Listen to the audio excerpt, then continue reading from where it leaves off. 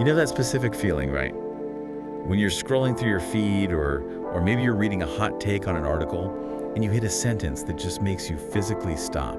I know exactly what you mean. It's not just that you agree with it. It's like this little, I don't know, a click in your brain, a dopamine hit. You think, yes, finally someone said it. That explains everything. It's a very, very seductive moment. It is. It feels like clarity. It feels like validation. Yeah.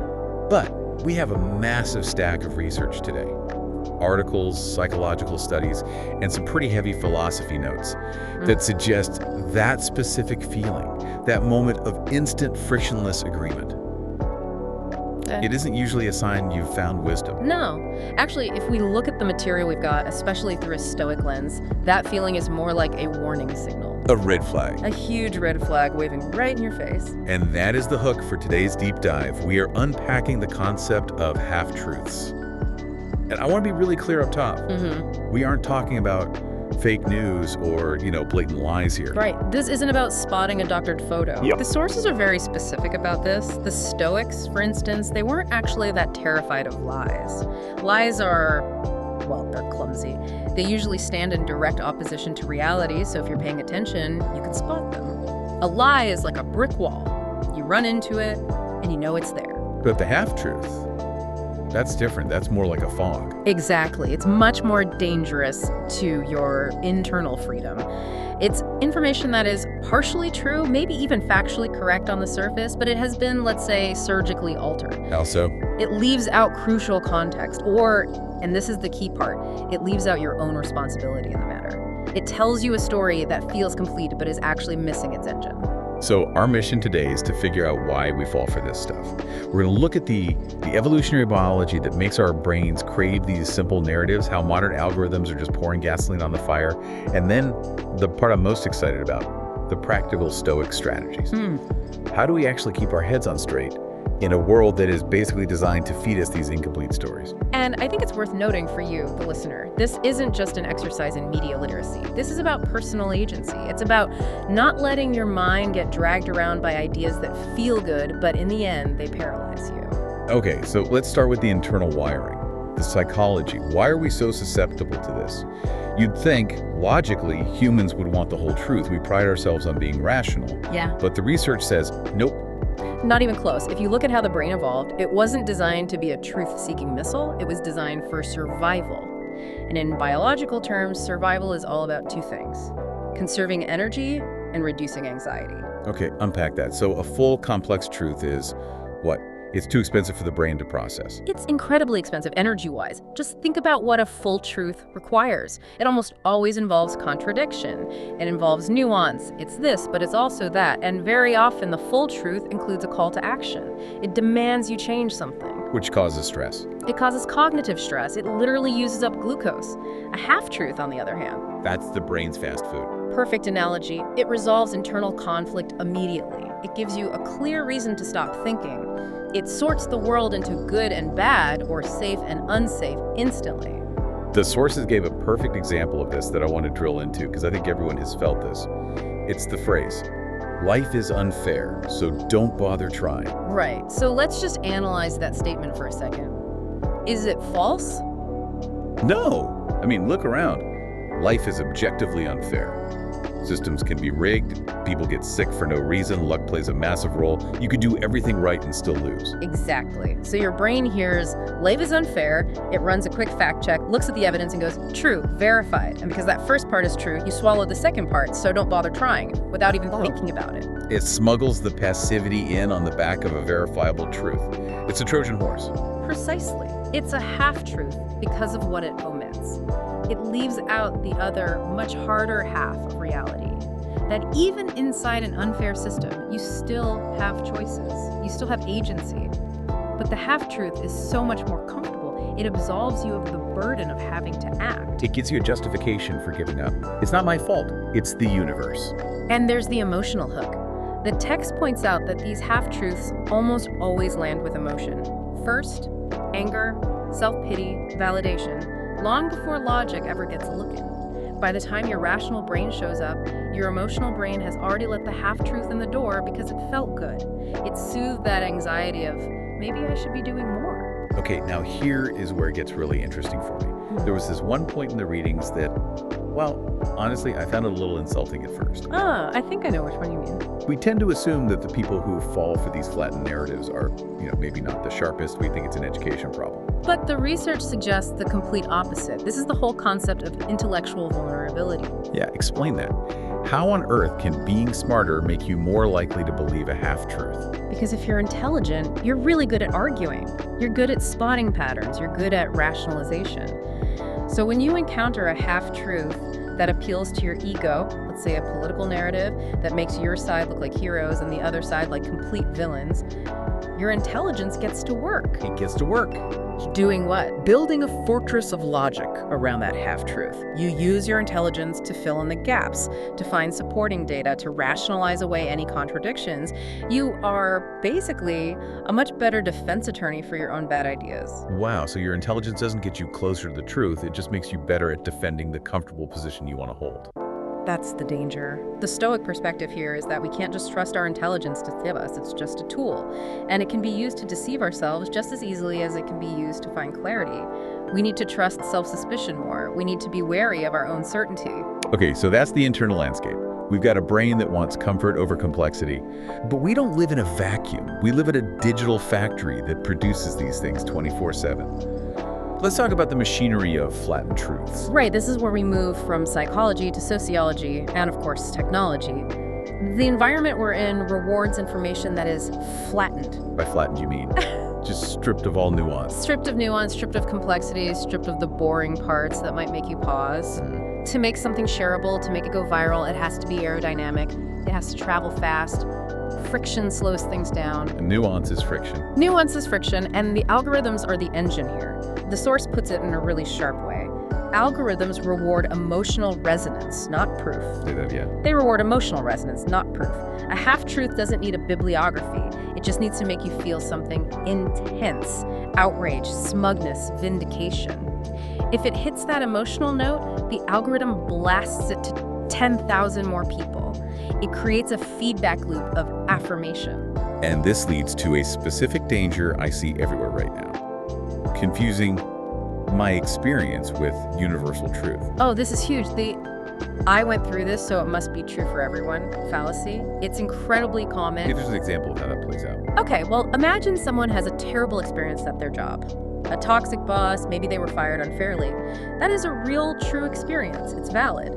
But then they go online and post, "All corporations are evil, soul-sucking machines designed to destroy your creativity." And that post gets 1 million likes because it taps into a shared frustration. Exactly, it resonates. But it's a half-truth. It takes a single valid data point, "I was treated badly," and extrapolates it into a universal law. All work is inherently bad, and when social media amplifies that, we lose all context. Right, but here's the tricky part. If I try to point that out, if I jump in and say, hey, that sounds awful, but actually my job is really fulfilling, You're the bad guy. immediately I'm gaslighting them or invalidating their experience. The text calls this the moralizing of information. We've started framing any questioning of these popular half-truths as being difficult or negative, and that creates a fear of isolation. So we disagree, not because we really thought about it, but because we don't want to be the one person standing alone saying, hang on, it's a bit more complicated than that. It's just easier to nod and scroll. Socially safer. Much easier. But there's a cost, and it's not a small one. And that's exactly where I want to go next, because I can hear someone listening and thinking, okay, sure. So I believe a few things that are only 50% true. I scroll past some clickbait. Is it really that big of a deal? But the source material calls this an existential cost. That sounds heavy. It is. It's serious. And the cost isn't about being wrong on a test. The primary cost is the erosion of personal responsibility. That is the core of the Stoic critique. How so? Connect those dots for me. When you live on a diet of these half-truths narratives that blame the system, the other side, the economy, whatever, you start to thin out your own agency. You begin to see yourself as just a product of things that happen to you, rather than a person who can act on the world. You become a spectator in your own life. You're in the passenger seat. You are. And it creates this thick armor of ego protection. You get to walk around thinking, I'm not wrong, the world is wrong. I'm not lazy, the game is rigged. And again, the game is often rigged. That's the true part. But if that belief stops you from even trying to play your hand as best you can, you've paid an enormous price. The text had a phrase for this that really stuck with me. fine-tuned meaninglessness. That's such a profound concept, isn't it? It's this idea that we can rationalize everything to the point where nothing compels us to act anymore. We have a reason for everything, why we aren't happy, why we aren't where we want to be. It's all explained away. It essentially legalizes our own stagnation. Yes, we become experts at explaining why we can't do anything. And the worst part is, deep down, we know. We know we're doing it. That's the tragedy. Deep down, you lose self-respect because some part of your conscience knows you're avoiding the hard parts of reality. You know you're hiding. And that erosion of self-respect is fatal to a good life. You can't be truly happy if you don't respect your own engagement with the world. Okay, that is the diagnosis. And it's a bit grim. We have a brain that wants the easy way out, a society that sells us the easy way out, and the result is a loss of drive and self-respect. So, let's pivot. Let's talk solutions. The Stoic strategies. How do we stand firm? The Stoic approach here is so specific, and I love this. It's not about smashing your phone or becoming a hermit.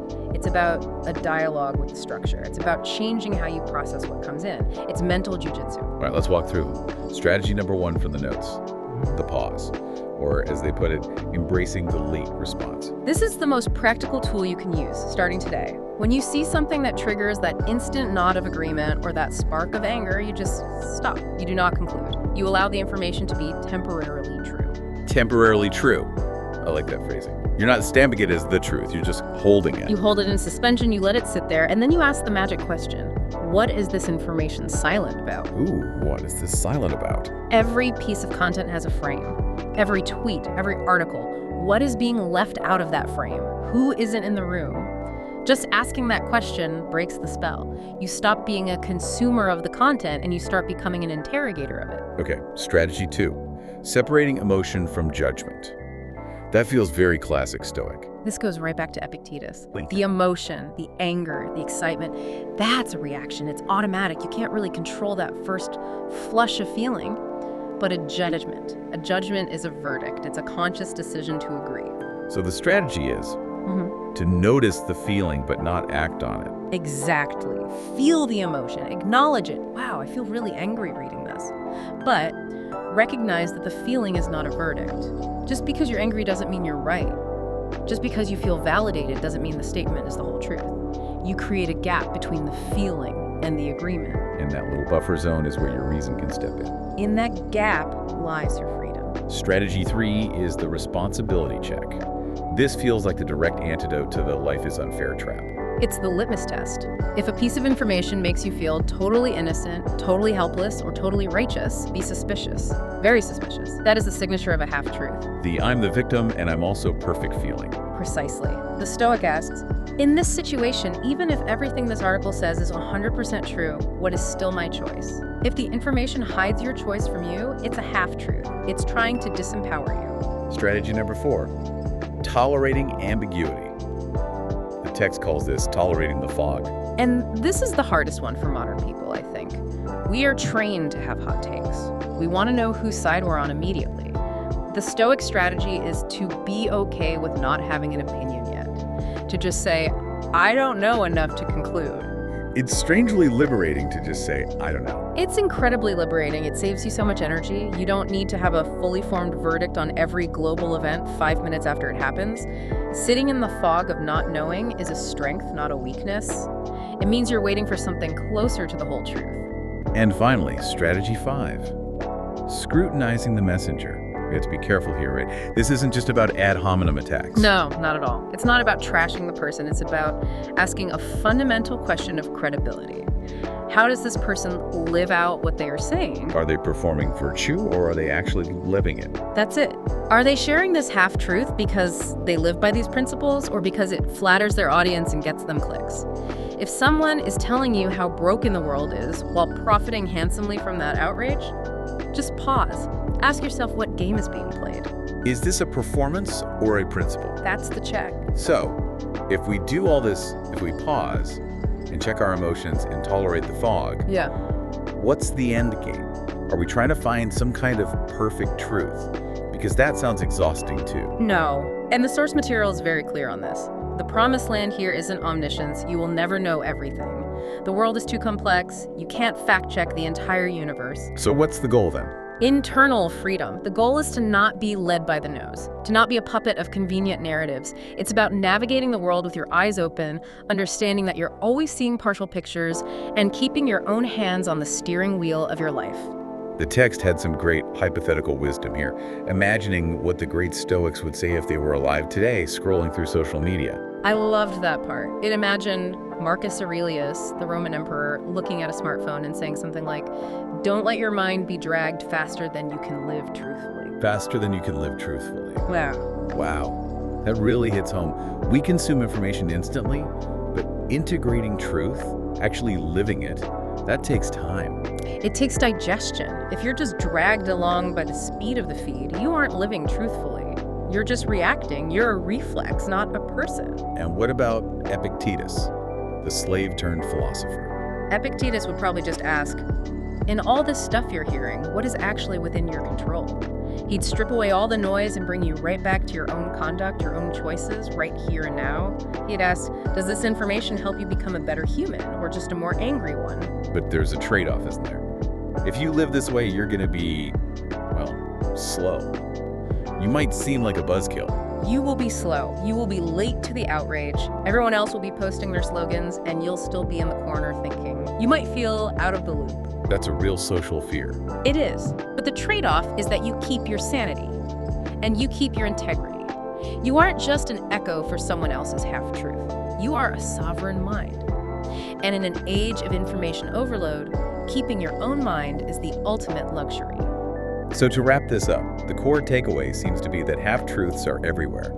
They feel good because they soothe our anxiety and confirm our biases. But they stunt us because they rob us of our agency and our ability to see the world as it is. And the antidote isn't more information or becoming a cynic. It's about processing better. It's about pausing. It's about separating feeling from fact. And it's about always asking, what is the missing half of this story and where is my responsibility in it? It's having the courage to face that uncomfortable missing half. That's it. Choosing the difficult whole over the easy half. We want to leave you with a final thought, a provocation from the source material that I think is worth chewing on for the rest of the week. It's a question for you, the listener. If tomorrow every single piece of information you receive is partially true, but never the whole story, what will you choose to live by so you don't lose yourself? Something to think about next time you feel that instant nod of agreement. Thanks for diving deep with us. See you next time.